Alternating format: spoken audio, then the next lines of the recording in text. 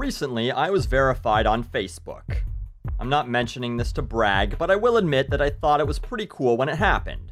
Social media networks select you to be verified. There's no application. The idea is that they verify people who the public may be interested in, and let you know that their social networking page is official. They are who they say they are. I don't believe this makes me special or puts me above anyone, though. I'm just a guy who happens to have a hobby that has a moderate following, but I do believe it's helpful for people who enjoy my work to know that my Facebook page is the official page. Facebook, of course, stole the verification idea from Twitter, a social media site that has been verifying public figures for several years now. But recently, I found out that the guy who does those Priceline.com commercials would be pretty pissed off to find out some loser like me is verified.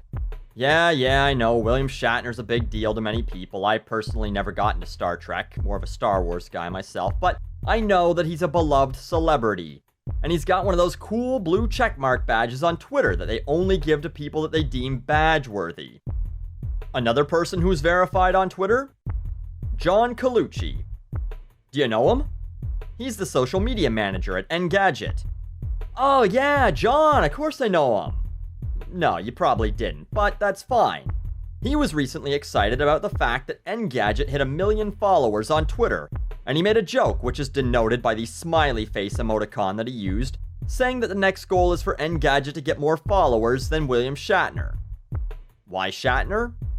I guess because Engadget writes articles for geeks and William Shatner is some sort of geek god, and if that sounds much lamer than being a Greek god, it's because it is. But either way, he took offense to this joke. Why? Because he noticed that John Colucci is verified. I won't do the hacky Shatner impression with the inappropriate pauses, I'll just read them in my voice. Why are you even verified? If this guy can get verified, I'll nominate my social media guy. Someone suggests that John could have bought his verification, which I don't believe is true, but this puts the idea in Shatner's head that this could happen. He says, and nobody should not be verified because it shows a huge flaw in the Twitter system. What system? The one in your head where only you and the special elite people can be verified and people you deem nobodies, the lowly, unworthy people as decided by you, can't be? Some guy who works for a popular website is verified on Twitter, and Captain Kirk clearly feels insulted that this demeans his status and goes so far as to suggest that he should request to be unverified because if some fucking commoner like John What's-His-Face can be verified, what's the point, right? Well, first, let's find out what verification is all about according to Twitter. Twitter verifies accounts on an ongoing basis to make it easier for users to find who they're looking for. We concentrate on highly sought users in music, acting, fashion, government, politics, religion, journalism, media, sports, business, and other key interest areas. So based on this, should John Colucci be verified? As I said, Engadget is a popular website.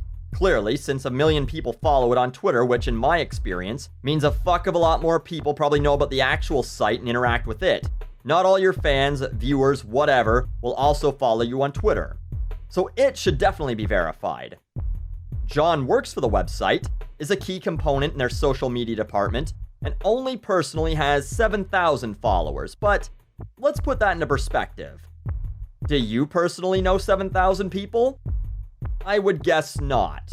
I know I fucking don't. 7,000 isn't 1.9 million people, but if 7,000 people know you, and you don't know them, you must be someone people are looking for. Are you a highly sought user? Again, perspective. If you, as an individual, had 7,000 people who were interested in what you have to say on a daily basis, that's a lot of fucking people. That's enough to fill a good-sized minor league hockey arena. Again, it's not 1.9 million people, but it's not nobody either. Regardless, I don't understand how this harms William Shatner. He still has his career and his money and his legions of fans who will defend him with their nerdy little lives, despite the fact that he probably considers them nobodies as well.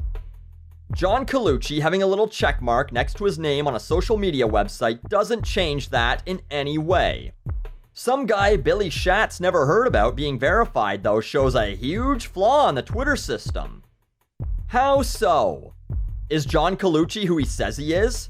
Is he a real person? If so, the system works.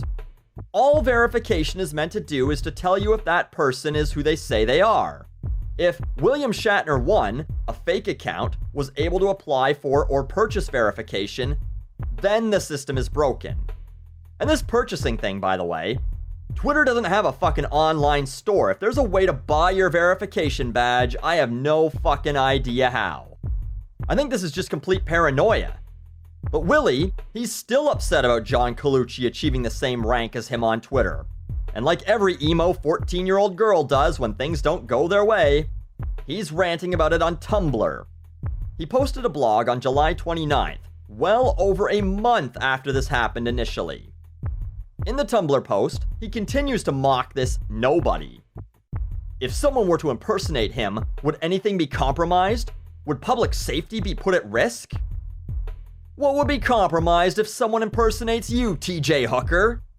How would the public safety be put at risk if people didn't know they were talking to the real Denny Crane? If, in your deluded mind, that's why you should be verified and some other guy shouldn't be, then you're more fucked than I thought you were. We're all someone to someone, and we're all no one to everyone else. And in the end, we all die, regardless of whether or not a social media site deemed us special.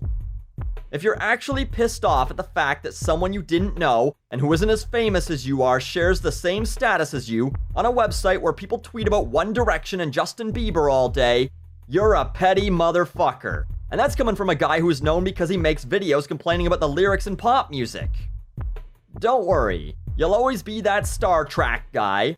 You'll always have millions of nobodies telling you how great you are, and if the money ever runs out, you'll always be able to go to Fan Expo and charge $50 a pop to have your picture taken with those sweaty, starry-eyed fucks that make you believe you're more important than all the nobodies, no matter who else has a checkmark beside their name on Twitter.